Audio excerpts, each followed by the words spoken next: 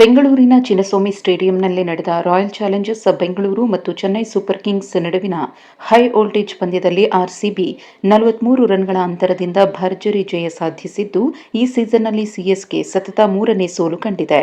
Royal Challengers Bengaluru ತಂಡ ನಿಗದಿತ 20 ಓವರ್ಗಳಲ್ಲಿ 3 ವಿಕೆಟ್ ನಷ್ಟಕ್ಕೆ 250 ರನ್ಗಳ ಬೃಹತ್ ಮೊತ್ತವನ್ನು ಕಲೆ ಹಾಕಿತು. ಈ ಮೂಲಕ ಚೆನ್ನೈ ವಿರುದ್ಧ ಐಪಿಎಲ್ ಇತಿಹಾಸದಲ್ಲಿ ಯಾವುದೇ ಟೀಮ್ ಮಾಡದ ಸಾಧನೆಯನ್ನ ಆರ್ಸಿಬಿ ಮಾಡಿದೆ. ಆರ್ಸಿಬಿ ಸಿಎಸ್ಕೆ ವಿರುದ್ಧ 250ಕ್ಕೂ ಹೆಚ್ಚು ರನ್ ಕಲೆ ಹಾಕಿದ ಮೊದಲ ತಂಡ ಎಂಬ ಹೆಗ್ಗಳಿಕೆಗೆ ಪಾತ್ರವಾಗಿದೆ.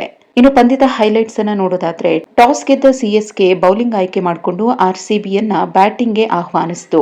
ಆರಂಭಿಕರಾಗಿ ಕಣಕ್ಕಿಳಿದ ಫಿಲ್ ಸಾಲ್ಟ್ ಮತ್ತು ವಿರಾಟ್ ಕೊಹ್ಲಿ ಸಾಧಾರಣ ಜೊತೆಯಾಟದ ಕಾಣಿಕೆ ನೀಡಿದ್ರು. ವಿರಾಟ್ ಕೊಹ್ಲಿ 18 ಬಾಲ್ಗಳಲ್ಲಿ 28 ರನ್ ಸಿಡಿಸಿದ್ರೆ, ಫಿಲ್ ಸಾಲ್ಟ್ 30 ಎಸೆತಗಳಲ್ಲಿ 46 ರನ್ ಗಳಿಸ್ತಾರೆ.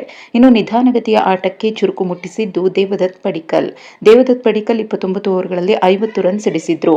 ಕ್ಯಾಪ್ಟನ್ ರಜತ್ ಪಟಿದಾರ್ 19 ಬಾಲ್ಗಳಲ್ಲಿ 48 ರನ್ ಸಿಡಿಸಿ ಅಬ್ಬರಿಸಿದ್ರು. ಇನ್ನು ಆರ್ಸಿಬಿಯ ಭರವಸೆಯ ಬ್ಯಾಟರ್ ಟಿಮ್ ಡೇವಿಡ್ 25 ಎಸೆತಗಳಲ್ಲಿ 3 ಬೌಂಡರಿ ಹಾಗೂ 8 ಬಿಗ್ ಸಿಕ್ಸರ್ಗಳ ನೆರವಿನೊಂದಿಗೆ ಅಜೇಯ 70 ರನ್ ಸಿಡಿಸಿದ್ರು.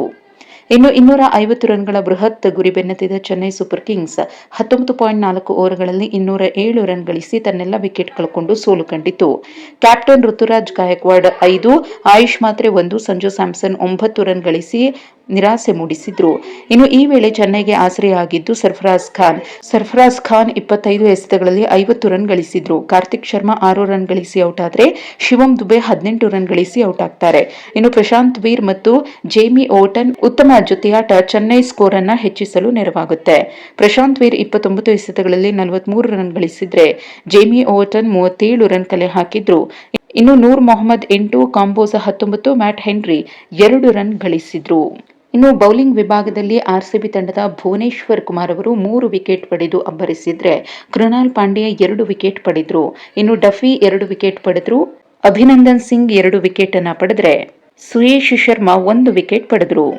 ಇವತ್ತಿನ ಗೆಲುವಿನ ಮೂಲಕ ಆರ್ಸಿಬಿ ಸತತ 2ನೇ ಪಂದ್ಯವನ್ನ ಗೆದ್ದಂತಾಗಿದ್ದು, ಪಾಯಿಂಟ್ ಟೇಬಲ್ನಲ್ಲಿ ಮೊದಲ ಸ್ಥಾನದಲ್ಲಿದೆ.